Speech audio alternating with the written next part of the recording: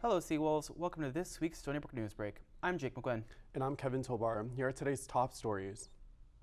Justice Department officials say 2 Pennsylvania men may face federal terrorism charges this week. 19-year-old Ibrahim Kayomi and 18-year-old Amir Balat are in federal custody. Federal officials say they threw explosive devices near the official residence of New York City Mayor Zohran Mamdani. Police say the incident on Monday is now being investigated as a possible act of terrorism. The device was ignited and thrown during a clash between anti-Islam demonstrators and counter-protesters outside Gracie Mansion, the mayor's residence on Manhattan's Upper East Side. NYPD officials say the homemade device could have caused serious injury or death if it had fully detonated.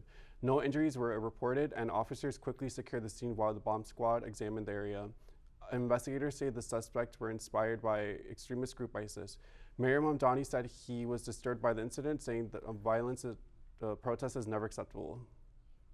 Gas prices have begun to soar as the conflict between the United States and Iran escalates. The average price of gasoline is up 48 cents since last week and 58 cents since last month, according to AAA. Today marks the 13th officially recorded day of war, and analysts suggest that as tensions rise, so may these prices.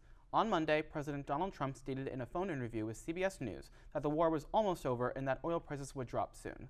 This price increase is being felt by drivers across the nation as they watch how the situation overseas is unfolding.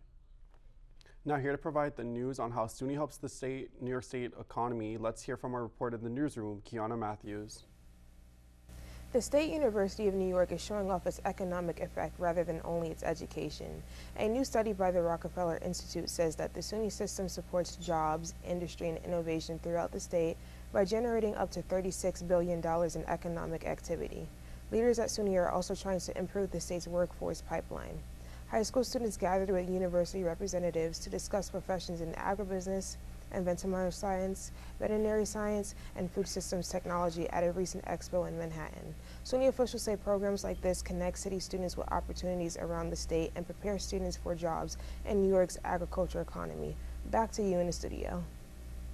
A Florida woman is being held on a $10 million bond in connection with the shooting incident at the home of R&B singer Rihanna and rapper A$AP Rocky.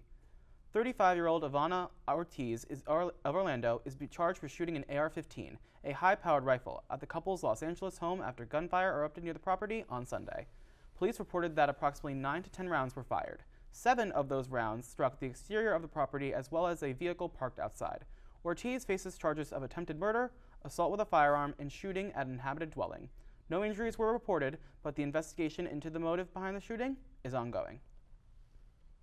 And that concludes this week's coverage of Stony Brook's Newsbreak. Stay tuned for our next edition. I'm Jake McGuinn. And I'm Kevin Tobar. Have a great week, Seawolves, and have a great spring break.